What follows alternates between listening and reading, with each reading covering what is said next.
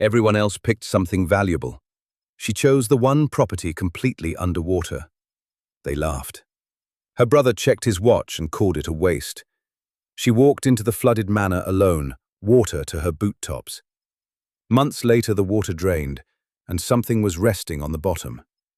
The clerk read it out in the flat voice men use for things they think don't matter. Vance Mere Hall, in the parish of Ellaby, North Riding. 14 rooms, 6 habitable. Ground floor under standing water. Outbuildings unassessed. Value at last survey. Struck through, and beneath it, in fresher ink, the word negligible. Nobody in that room moved except Eleanor Vance, who put one finger on the line and left it there. Charles had already taken the London house. He took it the way a man takes the last chair at a table, without looking at who's still standing. The cousins split the tenanted farms in Kirby and Sowerby between them, 400 acres of good drained arable, and one of them actually laughed when the mere came up on the schedule, a short bark of a laugh, the kind you cough out when you can't believe your luck. Because the mere was the joke of the estate. The mere was what you gave the dog. Charles drew out his gold watch chain, ran it once through his fingers the way he always did before he said something he thought was generous, and let the watch fall back against the buff waistcoat with a soft, expensive click. £5, he said, and you hand the deed straight back today. Take it, Eleanor. You've no money, no name left worth speaking, and no husband to hide behind. A woman like you drowns in a place like that inside a month. Be sensible for once in your life and stop embarrassing the family. He said it in front of the solicitor, the clerk, and 2 cousins who studied the carpet. Eleanor didn't raise her voice. She didn't raise anything at all except her chin, which was already level. Her hands stayed clasped low in front of her, over the charcoal wool travelling coat with the left elbow patched in mismatched grey thread, and she said the 4 words that ended the meeting. "I'll take the deed." Then she signed, and the pen scratched, and the room got very quiet in a way none of them expected. Here's what Charles was working from, and to be fair to the son of a bitch, the arithmetic was on his side. Eleanor Vance was 27, widowed at 26, fever, 11 days, a man she'd married in a borrowed dress. Turned out of her lodgings in Leeds 6 weeks later when the rent came due and the landlord discovered she had no one behind her. £41 to her name, counted twice, kept folded in a boot. 1 coat. 1 dove-grey high-collared dress with a plain linen collar. Scuffed brown lace-up boots with the mud dried hard at the toes. And one more thing. At her throat, on a black ribbon, a small tarnished brass key. Her mother's. Left to her with no letter, no instruction, nothing but the ribbon it hung on. Eleanor had tried it on every lock she'd ever owned, trunk, cupboard, lodging house door. It fit nothing. She wore it anyway. She touched it now, once, in the corridor outside the chambers. 2 fingers, brief, the way other people check for a pulse. The carrier took her out on the Thursday for 1 and 6, and he wouldn't go past the bend. The lane dropped for a mile, and then stopped being a lane. Water lay across it in a wide brown sheet, still as glass, with the tops of hedgerows standing up through it, like the ribs of something dead. Beyond that, the mere spread out, 5, 6 acres of open water, where the estate map said pasture. Water that shouldn't have been there at all. The carrier set her trunk on the last dry yard of road, said she'd want a boat more than a broom, and turned the horse. She walked in. Vance Mere Hall came up out of the wet grey afternoon in pieces. Grey stone, long front, 12 windows facing south, 4 of them blind with boarding, and running along the whole base of it, 3 feet up from the ground, a hard brown stain in the stone. A tide line. Not a splash mark, a line, level as a spirit level, the kind water only leaves when it sits still for years. Eleanor walked the perimeter before she walked in. That's the thing about her nobody in that solicitor's chambers understood. She counted first. The west roof had gone, Slates down in a slide, rafters open to the sky, one whole wing given back to the weather. The east roof held. Held clean, no sag, no daylight through it. 2 chimneys were choked and dead.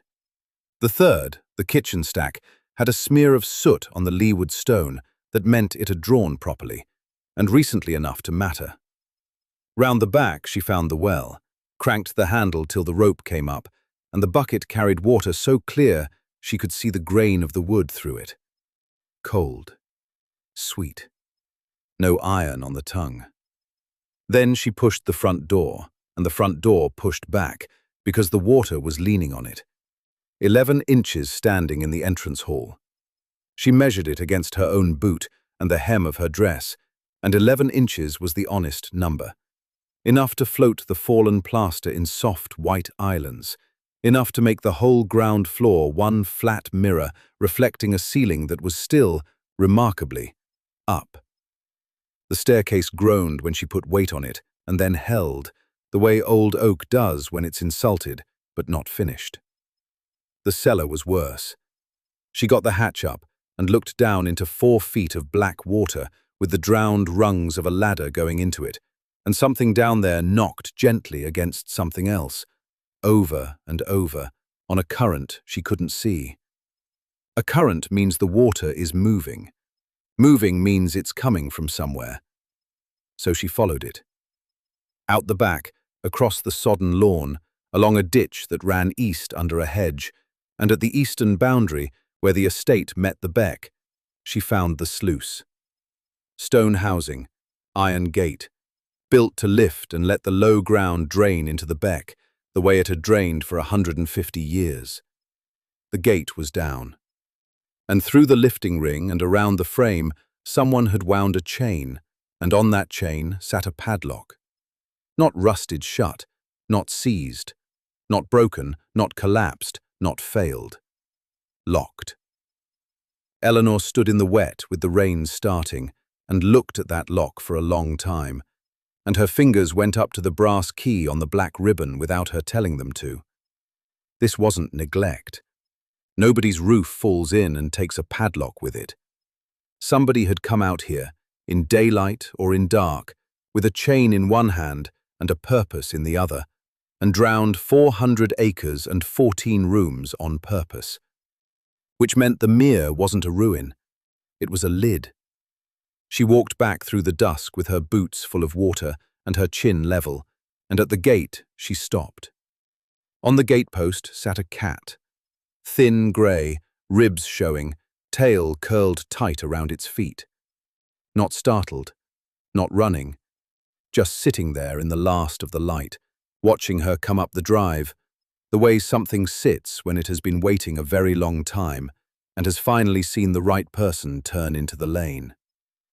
The fire took on the 3rd try, and only because she gave up on the damp kindling and broke a drawer apart with her boot heel. The one dry bedroom sat over the kitchen, east-facing, roof intact, plaster cracked but holding. Eleanor Vance knelt at the hearth in her charcoal wool travelling coat, the patch at the left elbow, mismatched grey thread, the same coat she'd arrived in, and fed splinters of drawer front into a curl of flame until it caught and stayed caught.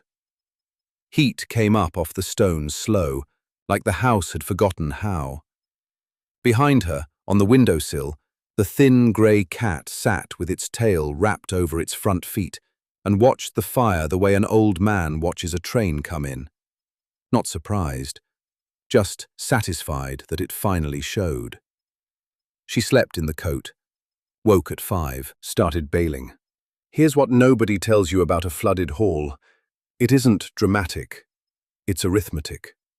11 inches of standing brown water across 60 feet of stone flagging, and one galvanized bucket she found hanging in the scullery with a dent in the side. Fill, carry, tip it out the side door onto the gravel, walk back. 200 trips is a morning. She counted for the first 3 days and then stopped counting because counting made it worse. 9 days. Her hands split at the knuckles and she wrapped them in strips torn off a bedsheet. The water went down 4 inches, then 6, then 8, And on the 9th evening, the flagstones at the north end came up dark and gleaming and dryish, and she stood there in the dusk, looking at bare stone she hadn't seen since she walked through that gate, and she let herself feel something close to triumph. Overnight it rained. By morning the hall held 11 inches again, exactly 11, like the house had a set point and simply returned to it. 9 days of her life gone, and the water sat there flat and patient and mirrored the buckled ceiling right back at her. She didn't cry.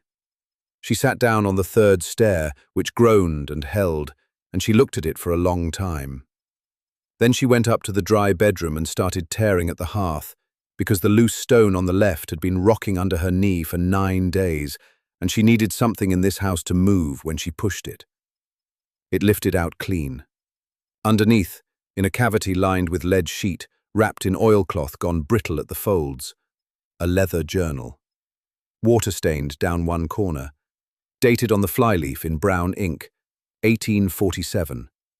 A woman's hand, small and tight and slanted hard right, the writing of someone who wanted a lot of words in a small space. No full name anywhere, just 2 initials at the bottom of the first page, E.V. Eleanor sat back on her heels with the brass key on the black ribbons swinging loose at her throat and read the first line by firelight. They will say I was generous. I was only paying what was owed, and I would rather they never learn the difference. She didn't sleep much that night.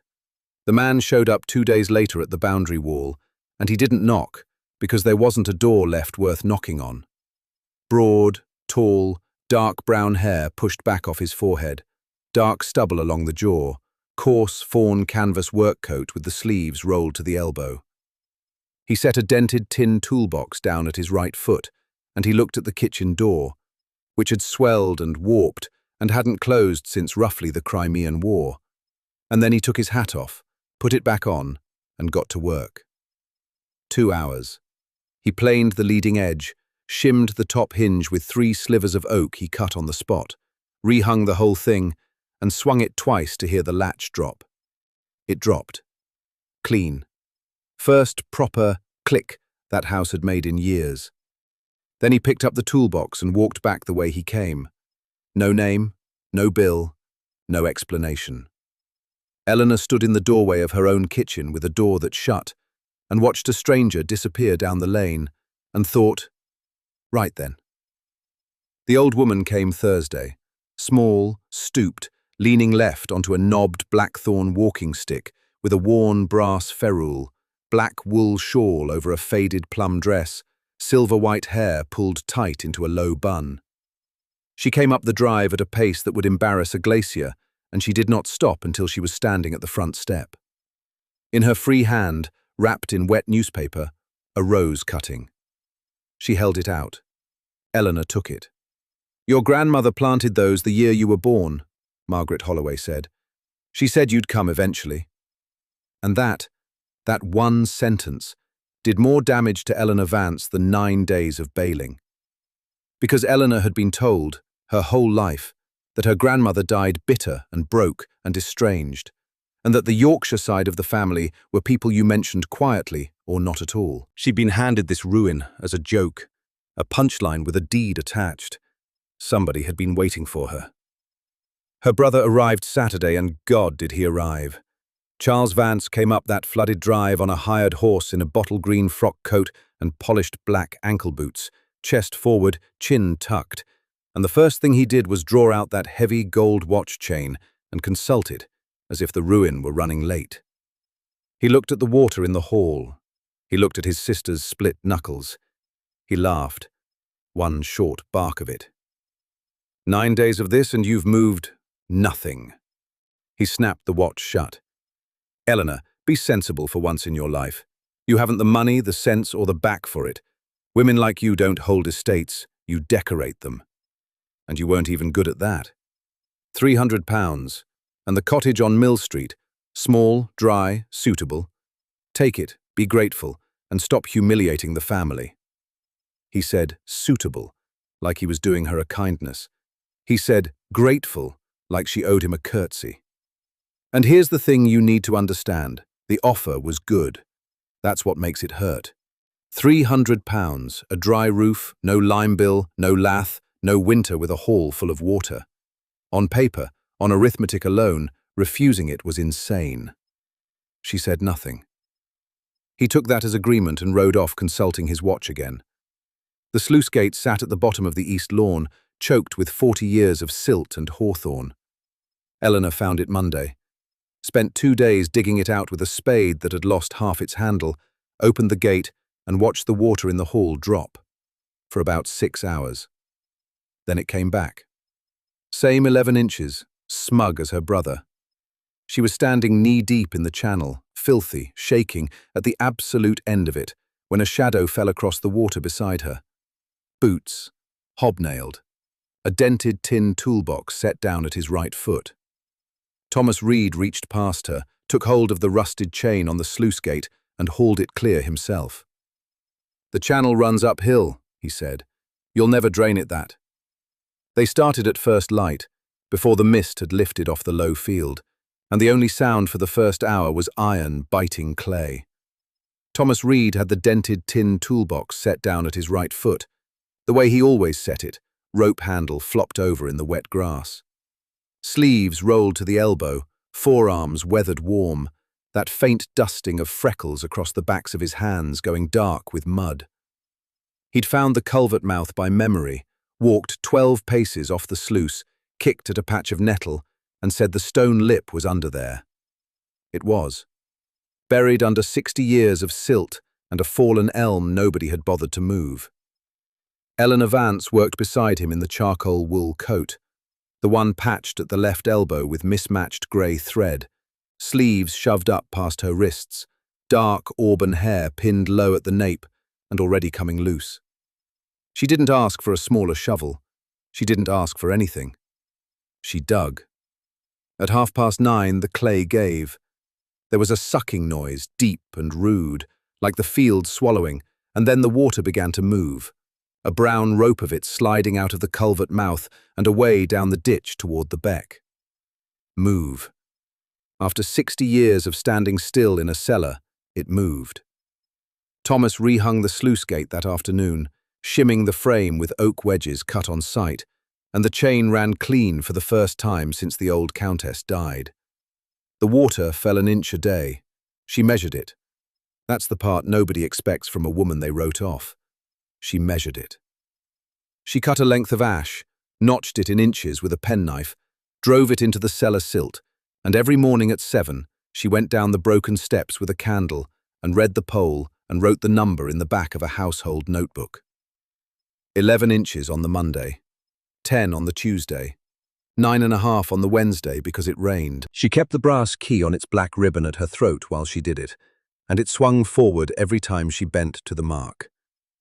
Now, the kitchen, because a house you can't cook in is a ruin with opinions. The range was a great black iron beast against the north wall, and Eleanor cleaned it out, laid a fire, and lit it, and the room filled with smoke so fast she was out the door, coughing with her eyes streaming, and the thin grey cat that had been sleeping on the sill went straight up the wall. Smoke poured out of every seam. It came out of the oven door. It came out under the hot plate. The house didn't want to be lived in. Except it did. It just had a blocked throat.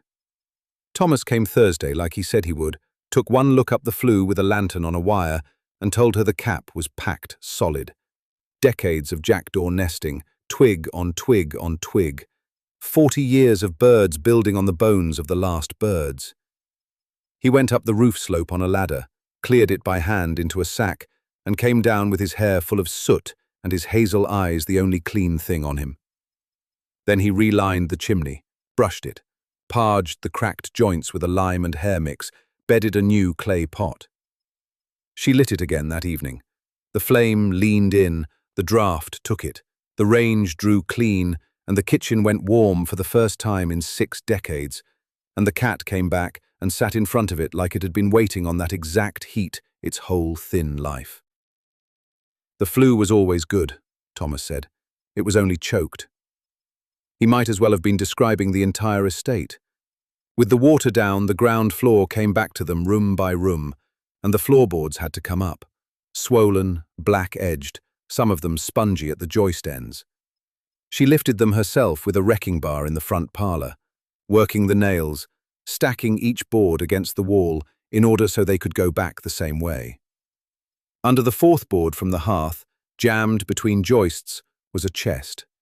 Elm, iron-banded, half the size of a coffin and twice as heavy as it had any right to be. They got it up onto trestles, and it was empty. 6 inches of nothing but a folded altar cloth. Thomas knocked the base with 2 knuckles, tilted his head, and knocked it again. Hollow. He worked the point of a chisel under the moulding, and the false bottom came away like a drawer. Ledgers. 9 of them. 40 years of them. She read the first one at the kitchen table by the range that finally drew, and what she found was not what anybody in that family had ever been told. Loans. Page after page of loans, in a steady looping hand. Sums out, dates, names, terms.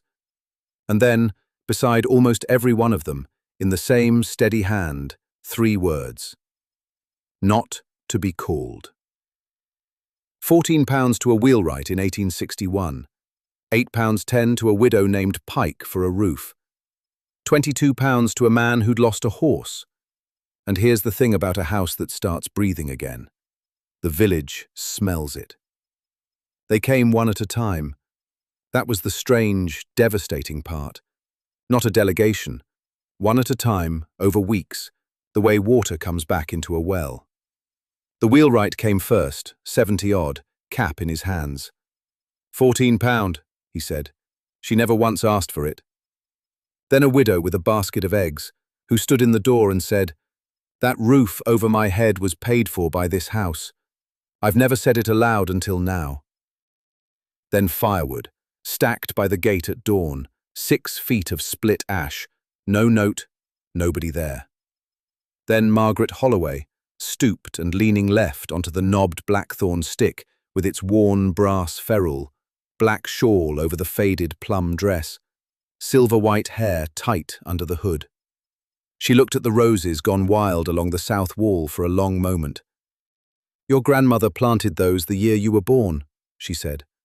"She told me you'd come eventually." Eleanor didn't answer.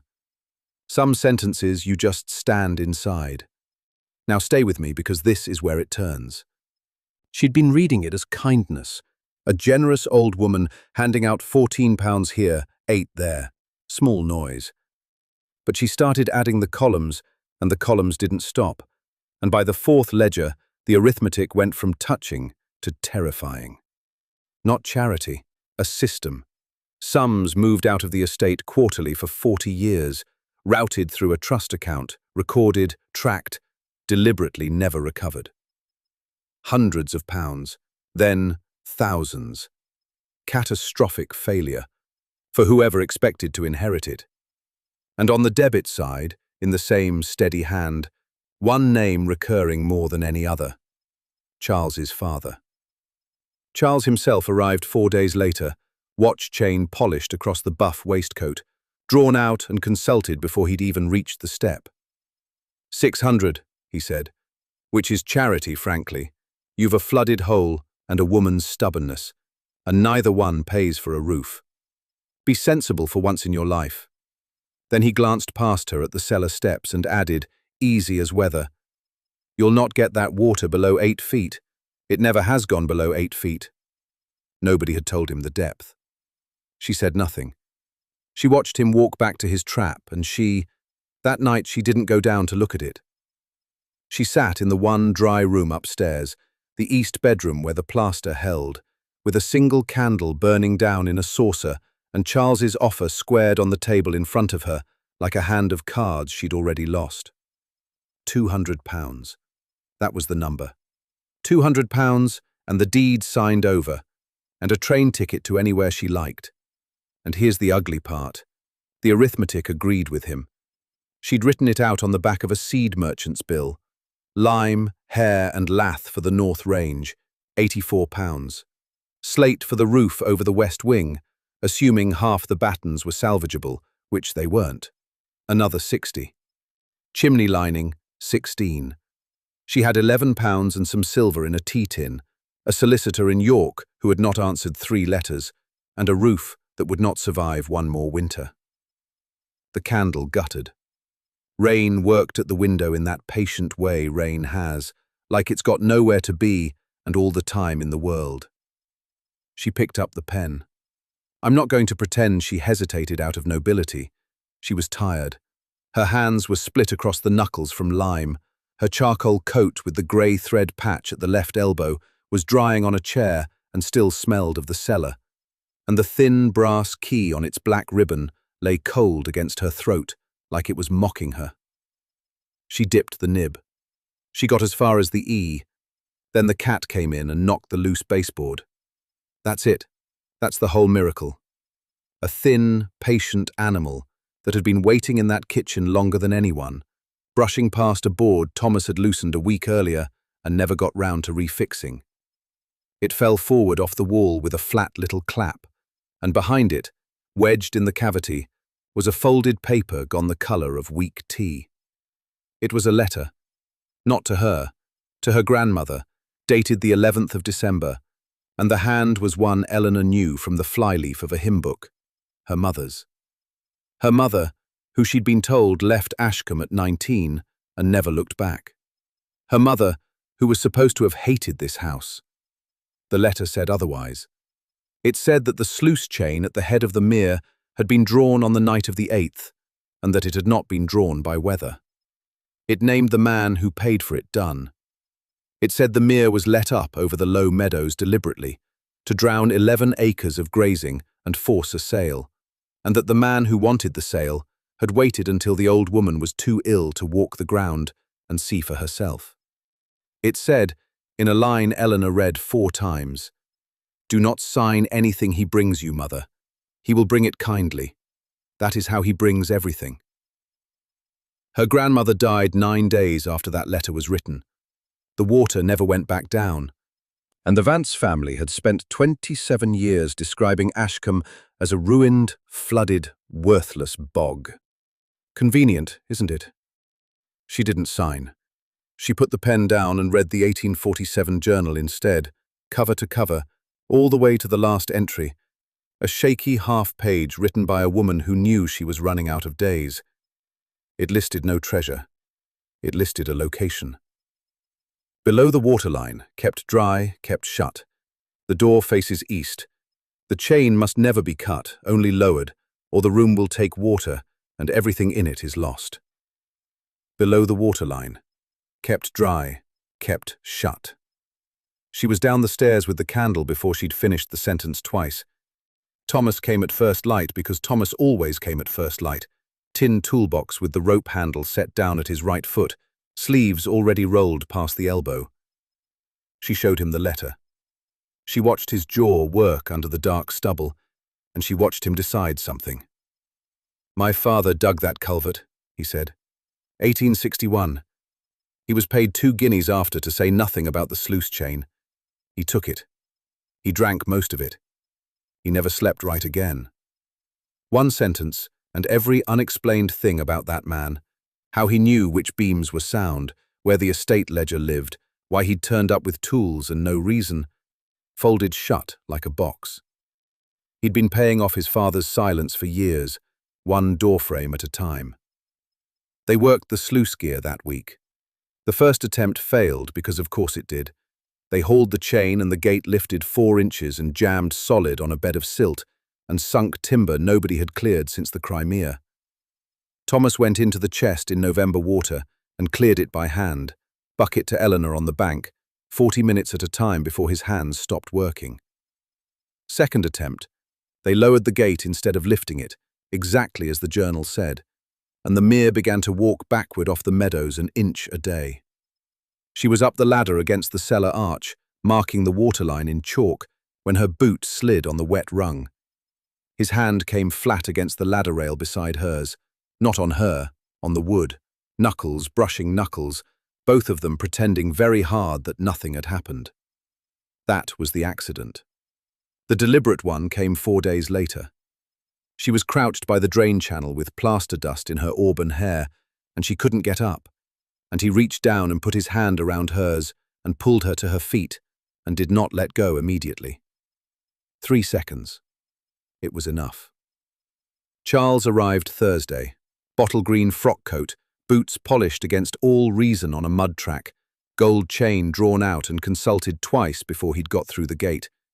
Because his time, you understand, is worth something. Eleanor. He looked at her hands. He actually winced. Look at what you've become. 14 rooms, and you're bailing them out with a pail like a scullery girl. You were never clever, but I'd hoped you weren't stupid. A woman alone cannot hold an estate. She can only be slowly buried by one. Take the 200 and go be somebody's poor relation somewhere warm, where nobody has to watch. He said it gently. That's the thing about Charles. He'd have said it gently while you drowned. She didn't argue. She stood straight-backed, chin level, hands clasped low, and let him consult his watch a third time and leave. Then she went down. The water was gone below the arch now. 11 inches of it drained off into the reopened culvert, and the door stood there in the wet stone facing east, iron-strapped, no handle, one small square lock plate furred green with age. She lifted the black ribbon over her head. The little tarnished brass key had hung at her throat since the day she arrived with nothing, fitting no lock in 14 rooms. She slid it in.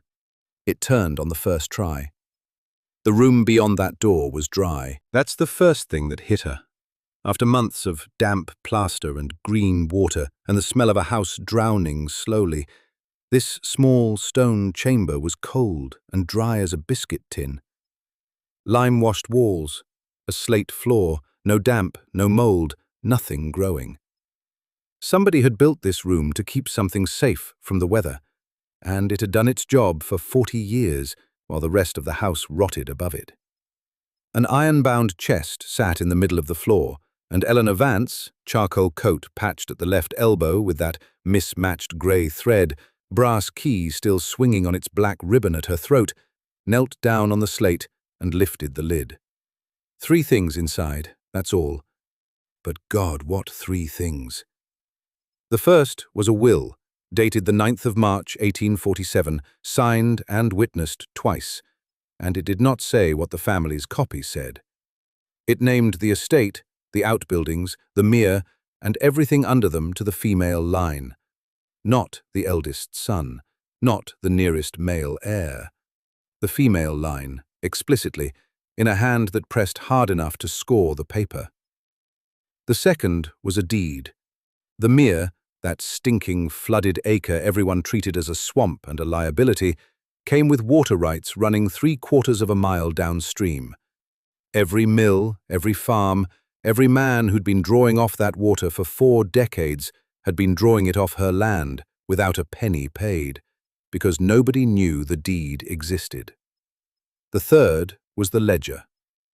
And that's the one that broke the whole thing open. £4,200. Placed in trust at 3%, compounding, in 1847, untouched for 40 years. Do the arithmetic. She did, on the back of an envelope, by candle, hands steady. 13,000, near enough. Sitting in a Leeds bank under a trust name nobody had claimed because nobody living knew to ask. And behind that, page after page in the same pressed hand, was the other accounting. Loans made, sums advanced, roofs paid for, schooling paid for, a doctor's bill in 1859, a funeral in 1863. And on the page marked with a folded corner, money advanced to the Vance family of Harrogate, 1852 through 1871, against the estate, never repaid, never called in. Line after line, interest waived. A note in the margin, they are family, do not press them. Charles Vance's father had lived 30 years on money borrowed from the woman his son called a wasteful old fool. The solicitor's chambers, 4 days later. Wood panelling, a coal fire, a clock that ticked too loud. Charles came in with his chest forward and his chin tucked, bottle green frock coat brushed, that heavy gold watch chain laid across the buff waistcoat like a sheriff's badge, and he did what he always did, drew it out, snapped it open, and looked at the time before he looked at his cousin. 20 minutes, he said. Then I'm signing for the land. And Eleanor, don't embarrass yourself further. You're a woman with no money living in a swamp. The kindest thing anyone can do for you is take it off your hands before you starve in it. That was the last sentence Charles Vance ever spoke with confidence. The solicitor read the will aloud, then the deed, then the ledger, page by page, the sums, the dates, the marginal note about family. It took 11 minutes. Nobody interrupted. The fire popped once, and the watch chain stayed where it was. He never touched it. Not once through the whole reading. The man who checked the hour every 90 seconds of his life sat with his hands flat on the table and forgot he owned a watch. When the solicitor finished, there was a silence in that room you could have leaned a ladder against. That silence was the victory. Not a shout, not a speech. Just a stocky man in a good coat working out that he didn't own a claim, he owed one. That the estate he called a swamp held a lien on his father's entire life, and the interest on it, compounded, came to more than everything he had. Eleanor said 4 words. I'm not selling it. He signed the acknowledgement of debt at the end of the month, and she waived the interest, exactly as her grandmother had. Not mercy, symmetry. Then came the work, and the work took 2 winters. The plaster came off the north wall down to the lathe, every damp black inch of it, hauled out in barrows. The first lime mix cracked within a week because she'd made it too wet, and Thomas Reed set his dented tin toolbox down at his right foot, looked at the spider-webbed wall and said, "Stiffer, and let it sit 3 days before you touch it." Second batch held. It's still holding. The chimney was relined with clay pots, one dropped down from the roof at a time. The garden was cut back over a whole autumn. Brambles first, then the box hedge that had been a hedge under all that, still alive, still in its original line. The mere got a proper cut channel and a sluice, dropped 4 feet, and turned from a swamp into an ornamental pond with a stone edge and moorhens in the reeds. The cat that had been waiting in that kitchen the first morning got fat and sat on the warm end of the range like she'd paid for it. And the village came back. Not all at once, one at a time, over months, the way water finds a channel. A blacksmith with a cartload of iron railings. She paid for my forge when it burned, wouldn't take a note for it. A woman with 2 hens under her arm. My husband's medicine, 8 years of it. He never knew who. A farmer who mended the north gate and left before anyone could thank him. A carter who brought slate. A man who'd been a boy on a scholarship nobody could trace. And Margaret Holloway, stooped and leaning left onto that knobbed blackthorn stick, silver-white hair tight under the black shawl hood, standing at the border where her cutting had gone in the spring before, looking at roses. Dark red, heavy, open. "There," she said. "I told you," she said, "you'd come." 2 years on, the house was warm. 14 rooms, 11 of them dry, patches in the plaster where the damage had been and not one of them hidden. Because the scars are the record, and you don't paint over a record. They were arguing in the west corridor, both of them white to the elbows with plaster dust, about whether the wall between the old still room and the kitchen was load-bearing. She said it wasn't. He said it was. Thomas put his hand flat on the beam above it, and her hand was already there, and neither of them moved it for a moment longer than the argument required. "Load-bearing," he said, "but we can post it." They posted it. They were married in the spring. Here's the thing about that estate, and it took her 2 years and a chest in a dry room to understand it. The house was never the inheritance. The money wasn't either. What she was actually left was a habit, a 40-year habit of quiet giving that nobody ever wrote down for credit. So when a woman came up the drive one October morning with a valise in both hands and the look of someone with nowhere to go after this, Eleanor didn't ask her anything. She opened the door. That's how it goes on. Somebody arrives with nothing,